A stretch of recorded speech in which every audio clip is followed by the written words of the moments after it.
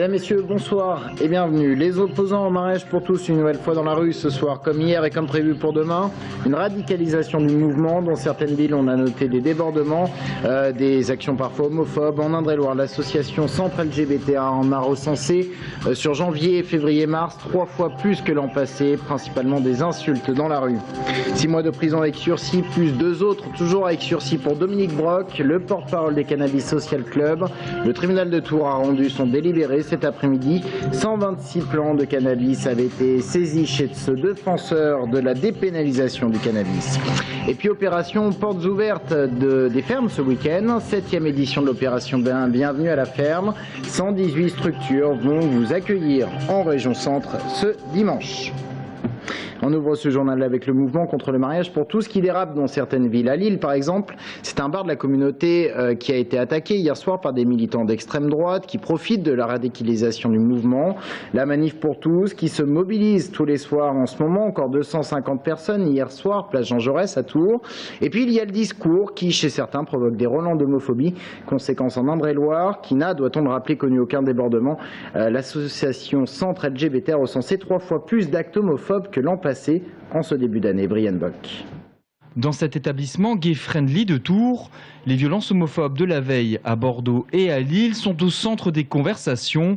Pour les clients, pas de doute, c'est une conséquence directe du débat autour du mariage pour tous. Ça m'écoeure, ça me rend malade. L'homophobie, c'est aussi des gens qui sont peut-être pas ouverts à des esprits différents. Après tout, ce n'est qu'un mariage civil dont on parle. Le mariage religieux, il n'est pas touché. Donc, je ne vois pas pourquoi tous ces gens en font un tel plat. Nicolas Tivan est le gérant de ce bar depuis 5 ans. Il assume clairement son étiquette gay-friendly. Choqué par la situation actuelle, lourde et pesante, il ne baisse pas les bras pour autant. Le chocolat chaud.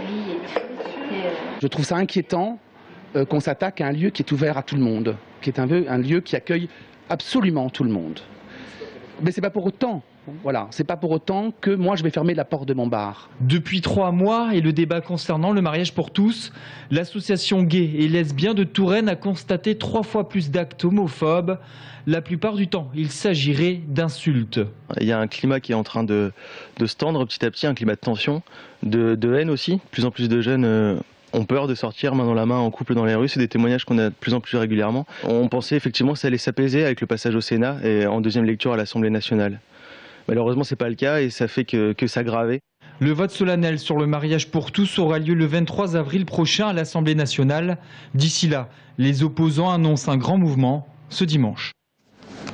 Le mariage pour tous auquel l'UMP continue de s'opposer, même si la question divise au sein du parti. Déclaration de Guillaume Pelletier dans le Figaro aujourd'hui, vice-président de l'UMP. Il demande, je cite, de manière très forte à son organisation politique de prendre l'engagement de revenir sur cette loi si la droite revient au pouvoir en 2017, précisant toutefois que ce possible retour en arrière ne serait pas rétroactif et donc que les mariages et adoptions contractés entre-temps ne seraient pas annulés.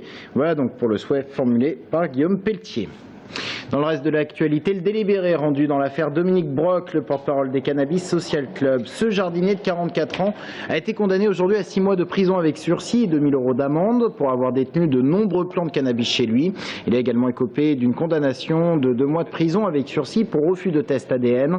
Rappelons que les gendarmes avaient saisi 126 plants de cannabis chez Dominique Brock après une action menée en préfecture. Il s'agissait de déposer les statuts de l'association Cannabis Social Club. Écoutez la réaction de Dominique Brock et de son avocat, ils sont au micro de Sabrina Melout. Je ne suis pas surpris qu'on en soit encore là aujourd'hui. Le contraire m'aurait étonné. Le contraire m'aurait davantage étonné. Maintenant, on sait que c'est un combat qui doit passer par le jugement, ensuite l'appel, ensuite la cassation, ensuite la Cour européenne. Ça fait 43 ans qu'on essaie de la prohibition. On est les plus mauvais élèves d'Europe, ou presque. On a la République tchèque devant nous, pour ce qui est du nombre. Par contre, nous, on a le triste record qu'en France, on expérimente le cannabis le plus jeune. C'est en France que c'est les plus jeunes. Faut arrêter, c'est nos gamins là. Là, je parle de nos gamins qui sont livrés au marché noir. Et parce qu'il n'y a pas de prévention efficace. J'ose penser que peut-être les 2 mois d'emprisonnement en moins par rapport à ce qui était requis montrent qu'on a compris un peu la situation, qu'on a compris un peu le message qu'il voulait faire passer. Même des ministres sont venus dire qu'il n'a pas jamais fumé un petit joint. Donc on le légalise, on réglemente, on interdit de prendre le volant par exemple. en dessous de tel taux. Et puis, une fois qu'on a fait cela, eh bien, le trafic sera terminé. Et je vous informe que Dominique Brock est notre invité ce soir. Rendez-vous à la fin de ce journal. Un chiffre maintenant, plus 148% de flash en plus en Indre-et-Loire. On parle bien des radars.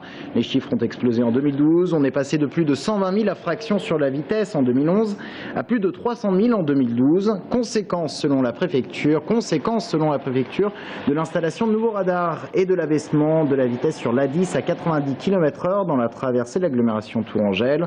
On vous parlait d'ailleurs il y a peu du record de flash enregistré en France par le radar de l'A10 situé en bas de la descente de Saint-Avertin dans le sens Bordeaux-Paris donc. Un sujet qui concerne bon nombre d'entre vous, les allergies sont de retour. Le printemps s'était fait attendre, il a fait une apparition brutale. La nature qui était en retard, a donc pris un sérieux coup de fouet. Conséquence, l'indice allergique est passé depuis hier de faible à moyen. Faites donc vos recherches de mouchoirs. Marion Bérard. Cette fois, il semblerait que l'hiver ait décidé de mettre les voiles. Mais si le printemps pointe le bout de son nez, il apporte avec lui son lot d'allergies. Frênes, peupliers, saules ont commencé à déverser leur pollen et les personnes sensibles à se moucher.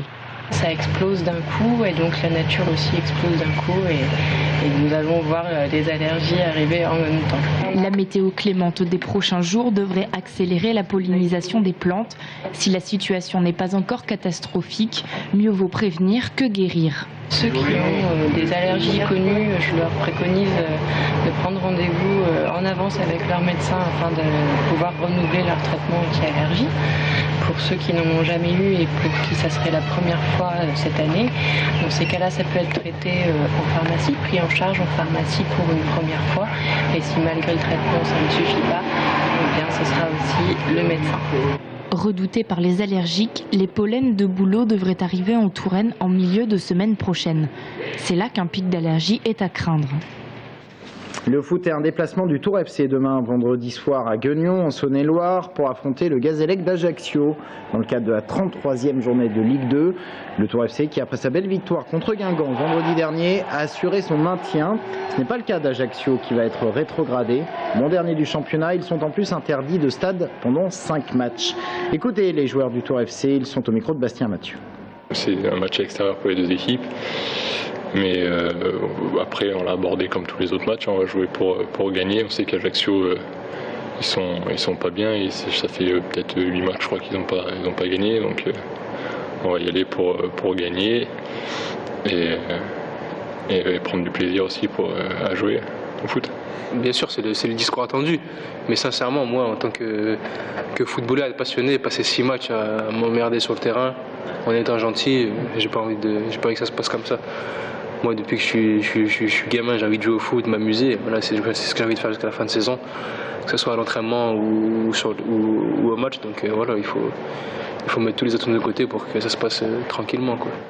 En pleine vacances scolaires, une idée de sortie pour vous et vos enfants ce dimanche. 7e édition de Bienvenue à la ferme. En région centre, ce sont 118 fermes qui ouvrent leurs portes au public, 28 en Touraine, une vingtaine en Loire-et-Cher. Exemple à Chanay-sur-Latan, dans le nord-ouest de l'Indre-et-Loire. Jérôme Alain s'est rendu à la ferme du Bré. Voici son reportage. Bienvenue à la ferme, c'est avant tout un réseau créé il y a 24 ans et qui regroupe 6200 agriculteurs en France. Dans le département, ils sont une cinquantaine à avoir adhéré à cette charte de qualité pour notamment valoriser les activités d'accueil à la ferme, comme les huées père et fils qui depuis 1961 sur plus de 200 hectares élèvent quelques 120 vaches laitières. Ferme découverte à l'année, dimanche comme depuis 7 ans, ils participeront à l'opération. Bienvenue à la ferme, c'est une journée pour communiquer sur notre métier et surtout de faire découvrir aux gens quelquefois les difficultés du métier, les bons côtés des choses et notre vie sur l'exploitation au milieu des animaux et le moyen que l'on a pour vivre de notre métier. Les huées produisent chaque année 850 000 litres de lait. Ce dimanche, les visiteurs pourront assister à la traite sur les coups de 18 h et découvrir aussi les anciens tracteurs du fiston comme cet Austin de 1920 ou ce vieux SFV produit à Vierzon et qui roule toujours, comme toute la collection que Sébastien bricole pour le plaisir. Pour le nouveau président de la Chambre d'agriculture d'Indre-et-Loire, élu en mars, Cette journée, c'est aussi l'occasion de montrer quels produits nous produisons sur nos exploitations. Alors des produits que l'on peut vendre directement aux consommateurs ou des produits qui pourront être transformés par la suite. Donc c'est bien l'objectif de ces journées, c'est du contact avec nos concitoyens pour leur expliquer ce que l'on fait. Et parmi les adhérents du réseau Bienvenue à la ferme, la moitié des agriculteurs vendent en direct. Et pour 40% d'entre eux, cette vente directe représente plus de 75% du chiffre d'affaires de l'exploitation. Avant de se laisser, je vous informe de la diffusion ce soir à 20h15 sur notre antenne d'un nouveau numéro d'En Privé. Ce mois-ci, il s'agit du député PS Jean-Patrick Gille. 13 minutes en sa compagnie au CFA de Tours-Nord et dans le Vieux-Tour. Jean-Patrick Gille qui commente notamment le départ de son ancien rival pour les législatives. Je parle bien sûr de Guillaume Pelletier. Extrait. Je vais vous dire le fond de ma pensée. Je pensais qu'il partirait. Mais alors si rapidement et rechanger tout le discours en quelques semaines, je sais que c'est une bête médiatique, mais quand même. Entre RDDV et Guillaume Pelletier, pour qui aviez-vous le plus de respect ou avez-vous le plus de respect? C'est pas des questions faciles, enfin je sais pas. Donc quel a été peut-être l'adversaire le plus... Moi je pense plutôt, même si par ailleurs il y a aussi des affaires, etc. Alors on verra après pour Guillaume Pelletier, mais je pense que Renaud Deneuzieux de Vabre a une stature plus importante et à tout prendre était, même si c'est sûrement pas l'image qu'ont les Tourangeaux, un adversaire plus difficile, oui. Et c'est donc à voir en première diffusion ce soir à 20h15 et c'est bien sûr sur TV Tours Val-de-Loire. À voir également sur notre antenne et c'est dans quelques instants l'interview de Dominique Brock, le porte-parole du Cannabis Social Club. Rendez-vous dans quelques instants.